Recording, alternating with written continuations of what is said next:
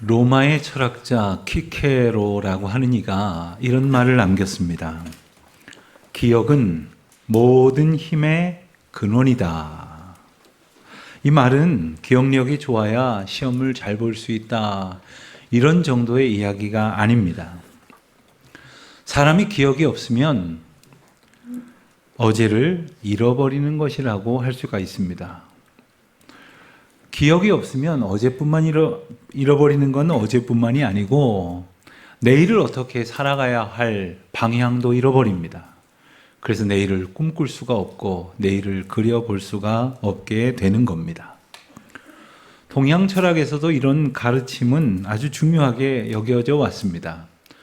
공자는 말하기를 옛 것을 익히고 그것으로 새 것을 알아간다. 온고지신이라는 말을 남겼죠.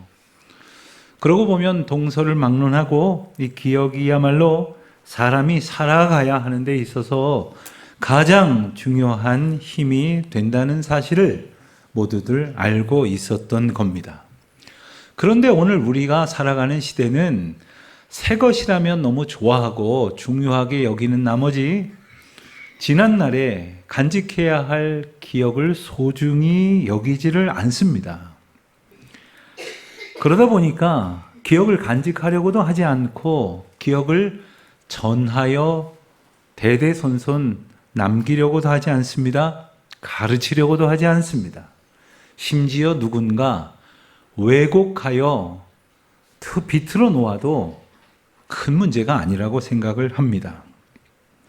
이것은 비단 우리 신앙생활에도 적용할 수 있는 중요한 문제입니다. 우리가 교회를 오가고 성도들을 만나고 여러 가지 신앙생활을 하지만 정작 우리가 하나님을 처음 만났을 때의 감동을 기억 속에 잘 간직하고 있지 못하다면 이것은 문제입니다. 말씀을 통해서 깨달은 것이나 기도하며 하나님께로부터 힘을 얻은 것이 나도 모르는 사이에 희미해진다면 이거 큰일입니다. 오늘 본문 시편 105편은 바로 그런 분들을 위해서 쓰여진 시다, 이렇게 말할 수 있을 것 같습니다. 우리가 이 시를 읽어보면 역사적인 이야기가 많이 등장을 하기 때문에 이스라엘 역사를 회고하는 이야기인 듯 하지만 결코 그렇지가 않습니다.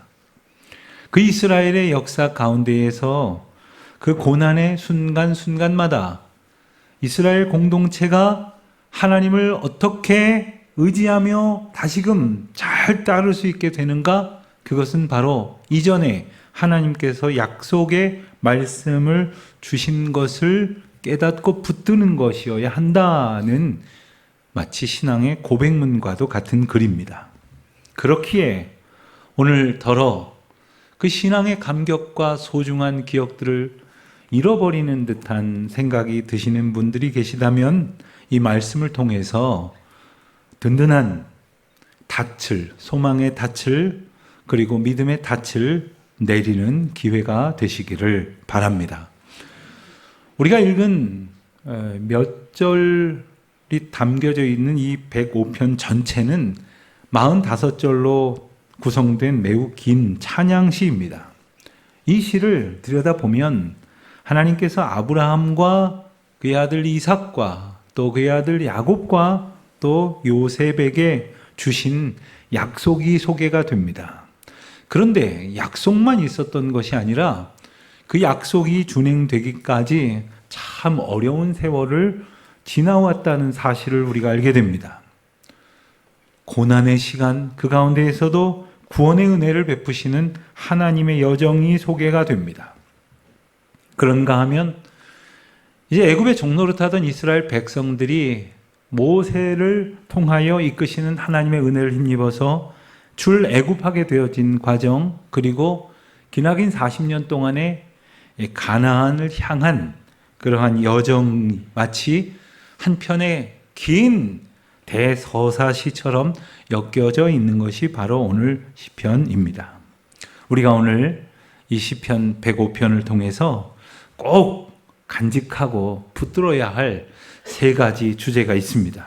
첫 번째는 하나님은 바로 우리에게 약속을 주시는 분이시라는 사실입니다. 우리가 방금 읽은 8절로 11절까지 말씀을 보면 하나님께서 그의 언약을 주시는데 이 언약이 아브라함과 맺은 언약이라고 했고 이삭에게 하신 맹세이며 야곱에게 세우신 율례라고 말씀을 하셨습니다. 그런데 이것이 그 당대에만 유효한 약속이냐면 그게 아니라 영원한 약속이라고 말씀을 하십니다. 그리고 이 영원한 약속은 무려 1000대에 걸쳐 유효하도록 명령하신 말씀이라고 하셨습니다. 여러분들도 아마 더러 약속을 하시게 될 것입니다. 한 주간 동안 이번 주에는 어떤 일이 있고 내가 기억해야 할 약속이 무엇이 있나 수첩을 보면서 혹은 여러분 전화기에 일정표를 보면서 점검하시기도 할 것입니다. 그런데 약속을 가만히 생각을 해보면 약속은 아무나 하고 하지 않는다는 특징이 있습니다. 관계 속에서 이루어지는 것이 바로 약속입니다.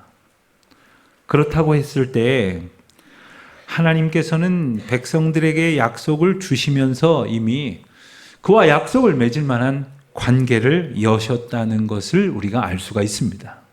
아브라함에게 약속을 하셨지만 아브라함이 하나님을 찾아가서 저하고 약속 하나 해주세요 라고 청한 바가 없습니다. 그런데 하나님께서 아브라함을 찾아가 주셨습니다. 전적인 주권과 은혜로 찾아오셨고 손 내밀어 주셨습니다. 그리고 약속을 주시면서 영원토록 이 약속을 기억하겠다고 말씀을 하십니다. 아브라함뿐만이 아닙니다. 1000대에 이르도록 명령하셨다고 했습니다. 곧 우리에게까지 닿는 그런 약속인 셈입니다. 하나님이 우리에게도 약속을 주셨다는 말씀은 바로 우리와도 관계를 맺으셨다는 뜻입니다. 우리를 선택하셨고 그리고 우리와의 관계를 여셨습니다. 어떤 약속을 주셨습니까? 아브라함에게 하신 약속을 보면 아브라함에게 크게 두 가지를 주시겠다고 약속하셨어요. 아브라함이 달라 그러지도 않았거든요. 그런데도 그를 데리고 밤에 나아가 하늘의 뭇별을 보면서 내 자손이 이와 같이 많을 것이다. 바닷가의 모래를 연상케 하시면서 이와 같이 하나님께서 주신 복이 넘쳐날 것이다 라고 말씀하셨습니다. 그때 아브라함이 어떻게 반응을 했습니까? 고지 듣지를 않았어요. 그리고 그 이야기를 전해들은 아내는 웃어버렸습니다. 왜 그랬습니까? 그들은 현재 땅 한 평도 없었고 그리고 아무도 자녀가 없었으며 게다가 결정적으로 그들은 이미 나이가 많이 들었기 때문에 하나님이 약속을 하셨다고는 하지만 이것은 이루어질 수 있는 일이 아니다 라고 생각을 했던 거예요. 여러분 우리도 똑같습니다. 믿음 생활하면서 하나님이 언제나 함께 해주시겠다고 하나님께서 우리를 인도하시겠다고 하나님이 내게 보여주신 그 일을 이루실 것이라고 하는 약속을 분명히 확신하지만 가만히 내 주변을 들여다보니까 그렇게 될 것 같지가 않아요.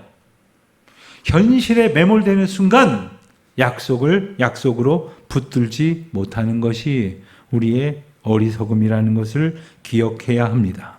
그렇기 때문에 현실을 바라보는 것이 아니라 우리에게 약속을 주신 주님의 말씀을 바라봐야 하는 것이고 그 약속을 이루실 하나님을 신뢰함으로 그 약속 가운데 거할 때 우린 약속을 받은 자로서의 기쁨을 회복하며 살 수 있게 될 것입니다. 두 번째로 우리가 간직해야 할 말씀이 있다면 그것은 바로 하나님께서 그와 같은 약속을 어떻게 여기시느냐? 결코 잊지 아니하신다고 말씀하신 점입니다. 여러분, 우리는 때로는 약속을 잊습니다. 까맣게 잊어버리고 실수를 할 때도 있습니다. 그래서 아주 곤란을 겪을 때도 있죠. 그러나 하나님께서는 우리와 맺으신 그 언약을 결코 잊지 아니하신다고 말씀하셨습니다. 나는 그 약속을 잊어도 하나님은 결코 잊지 아니하실 것이다 하는 그 말씀이죠. 하나님께서 이스라엘 백성들을 애굽에서 건져내셔서 구원해 내신 이유도 가만히 들여다보면 이스라엘 백성들이 노예 생활하는 동안에 좀 괜찮아져서가 아니에요. 그들을 마침내 가나안 땅으로 들여보내신 것도 광야 생활 40년 동안 그들이 좀 뭔가 좀 철이 들어서가 아니란 말입니다. 그럼 왜 구원하셨는가? 오늘 말씀 뒷부분에 보면 42절에 가서 이런 말씀이 나옵니다. 그의 거룩한 말씀과 그의 종 아브라함을 기억하셨음이로라. 하나님께서 말씀하시고 약속하셨던 것을 하나님이 기억하고 계시다는 거예요. 그리고 그 약속을 주신 아브라함을 기억하고 계셨기 때문이다 라고 일러주시는 것입니다. 여러분, 이 사실은 요셉의 경우에서도 확인할 수가 있습니다. 17절로부터 19절까지 말씀에는 요셉에 관한 이야기가 소개가 되는데 이렇게 간략하게 전하고 있습니다. 그가 한 사람을 앞서 보내셨으며 요셉이 종으로 팔렸도다. 그의 발은 착고를 차고 그의 몸은 쇠사슬에 매었으니 곧 여호와의 말씀이 응할 때까지라 그의 말씀이 그를 단련하였도다. 어느 때까지요? 여호와의 말씀이 응할 때까지. 어떤 일이 일어났다고요? 그를 단련하셨다고요. 무엇으로요? 그의 말씀으로 요셉을 단련하셨다고 말씀하십니다. 여러분, 이 한 문장이 요셉의 모든 고난을 설명합니다. 여러분 한번 생각을 해보십시오. 요셉이 그 형들을 도와주러 갔다가 형들에게 팔려서 미디안 상인들에게 넘겨질 바로 그때 요셉의 심정이 어떻겠습니까? 그리고 그 미디안 상단에 끌려서 가다가 노예 시장에 넘겨져서 어느 집으로 갈지 모를 그 노예의 신분으로 팔려지게 될 그 순간 그의 마음이 어땠겠습니까? 그리고는 노예가 되어서 살다가 그래도 이제라도 열심히 말씀을 붙들고 성실하게 살아야 하겠다라고 마음을 먹었음에도 불구하고 억울하게 누명을 쓰고 감옥에 갇히게 되었을 때 그는 어떻게 견딜 수가 있었을까요?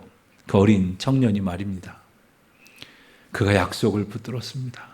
그가 약속을 기억하고 있었으며 하나님은 그때에 그를 잊지 않으셨다고, 여호와의 말씀이 응할 때까지 그를 말씀으로 약속으로 단련하셨다고 분명히 우리에게 일러주십니다. 그런데 여기서 우리가 조금은 불필요하게 주목하는 부분이 있습니다. 그게 뭐냐 하면 하나님께서 마치 요셉의 고난의 과정 가운데에서 가만히 계시는 것 같거든요.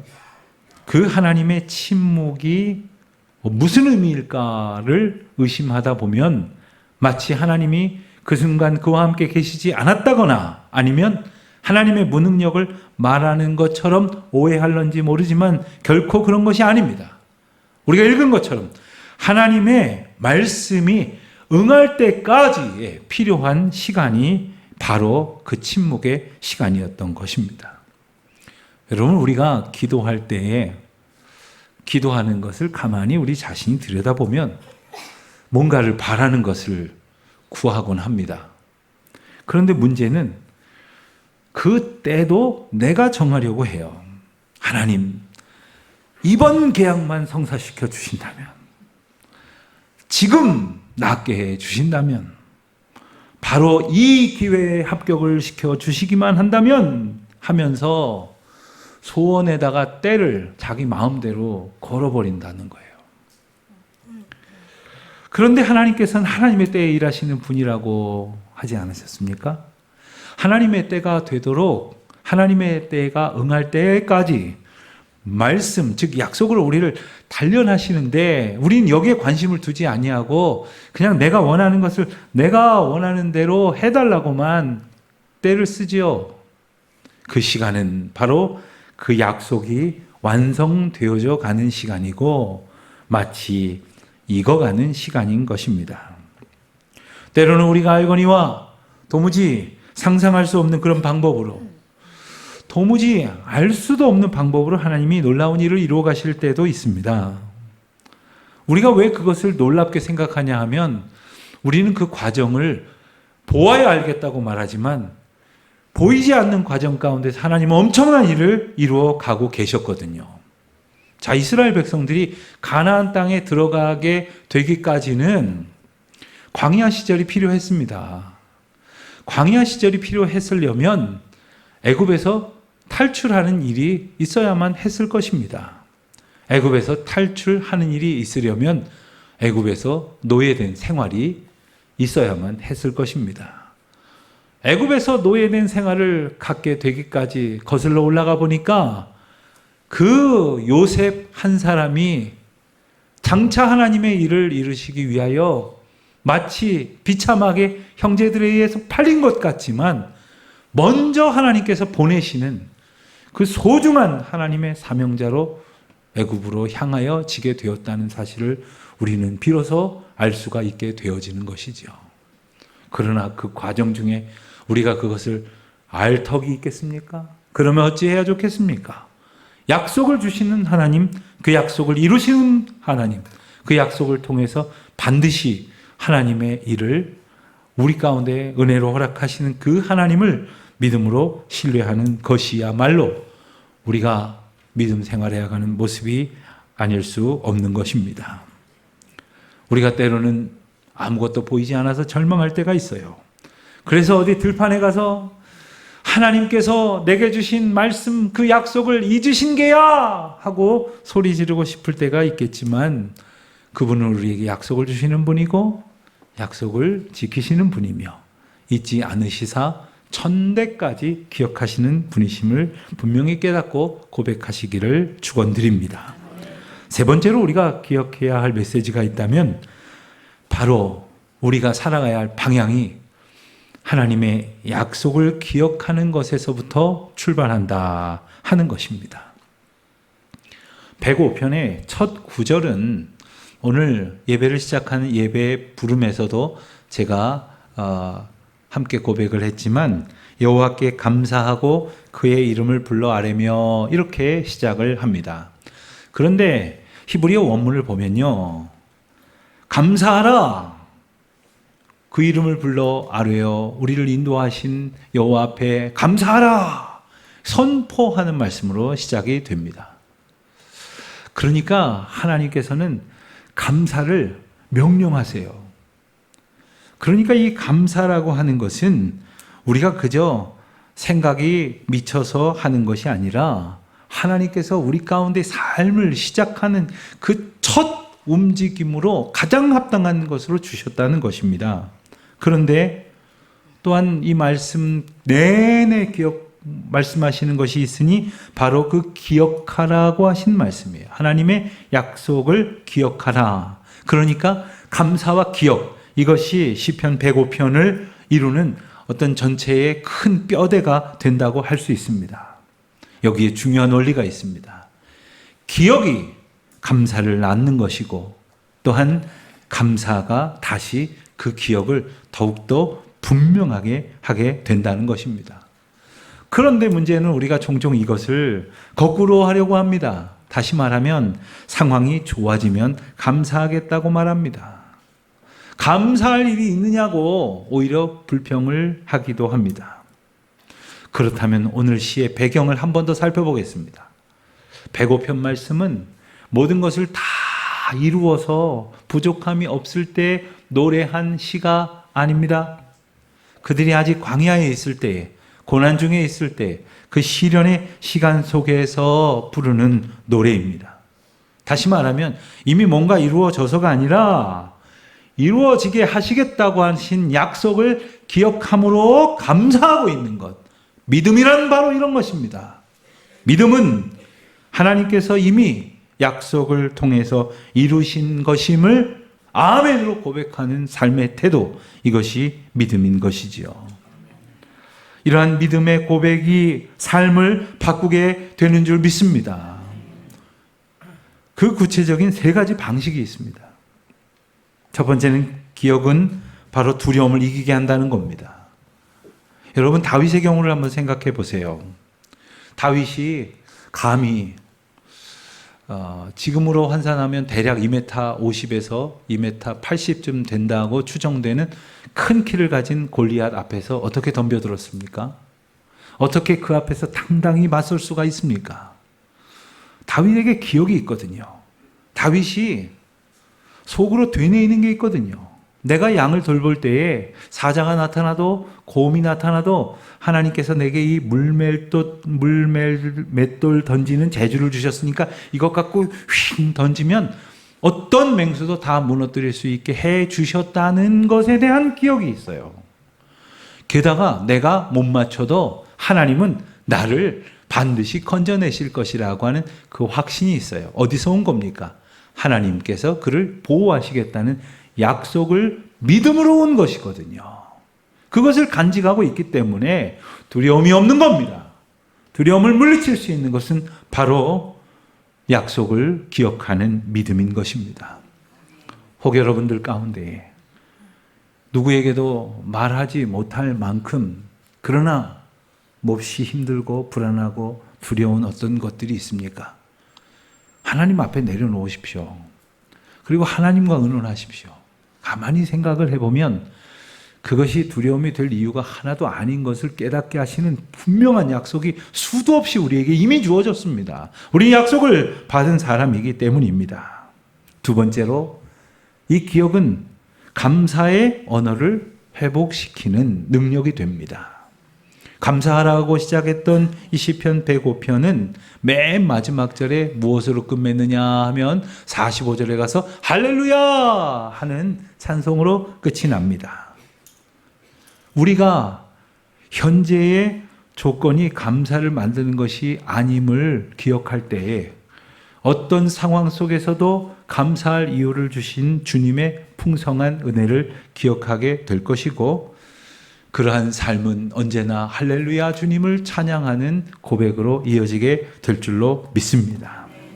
하나님의 약속을 기억하는 것이 감사의 삶을 이끌어내는 것이지 뭔가 이루어졌다고 감사하는 것이 아니란 말입니다. 진정한 감사는 어떤 결과의 열매로 이어지는 것이 아니라 기억의 열매로 이루어지는 것이기 때문이죠. 마지막 세 번째는 이 기억이라는 것은 바로 오늘을 새롭게 살게 하는 능력이 된다는 것입니다. 우리가 읽은 이 시편 105편은 단지 그냥 옛날 얘기를 보존하려고 쓰여놓은 것이 아닙니다. 이 시를 읽는 사람들, 오늘 저와 여러분에 이르기까지 이 시를 통하여 하나님께서 내게 말씀을 통해서 약속하셨다는 것을 잊지 아니하고 기억하게 함으로써 이 약속이 영원토록 하나님 앞에서 우리에게 주어졌다고 하는 것을 붙들고 살아가게 하실 때에 우리의 삶은 감사와 찬송과 기쁨으로 넘쳐나게 될 줄로 믿습니다. 오늘 이 말씀을 여러분들이 듣기 전과 한 20여 번 말씀을 듣고 나서 미안하지만 여러분의 상황은 달라진 것은 없을 것입니다. 저와 여러분의 조건이 변화된 것은 하나도 없을 줄 압니다. 광야였다면 여전히 광야였을 것이고 고독 가운데 있었다면 여전히 고독할 것이겠습니다만은 그 길을 우리 주님이 함께 하신다는 것만큼은 분명히 우리가 다시금 새길 수 있게 하셨습니다. 주님과 함께 걸어가노라면 광야도 약속의 땅 가나안을 향한 아름다운 여정이 될 줄로 믿습니다. 여러분들이 걷는 길이 때때로 광야처럼 느껴진다고 했을 때 이 말씀이 답하고 있음을 기억하십시오. 이 광야가 끝이 아니라고. 여러분은 하나님의 약속 가운데 있으며 하나님께서는 약속을 잊지 아니하고 계시며 그 약속은 지금 이 순간에도 유효하다고 일러주시는 것입니다. 유명한 전도자 빌리 그레이엄 목사님의 아내 되시는 루스벨 그레이엄이라고 하는 분이 빌리 그레이엄 목사님과 함께 쓴 자서전에서 이런 소회를 남깁니다. 나는 기도 응답이 더디다고 생각이 들 때 지난날 쓴 나의 일기를 펼쳐본다. 그러면 하나님이 응답하신 날들의 기억을 다시 읽는다. 그러면 다시 용기를 내어 믿을 수 있게 된다. 사랑하는 성도 여러분, 주님이 우리에게 베푸신 은혜를 기억하십시오. 말씀을 통해서 약속하신 것을 기억하십시오. 그 믿음이 우리를 살게 하는 생명수가 될 줄로 믿습니다. 그 은총 가운데서 승리하시기를 축원합니다.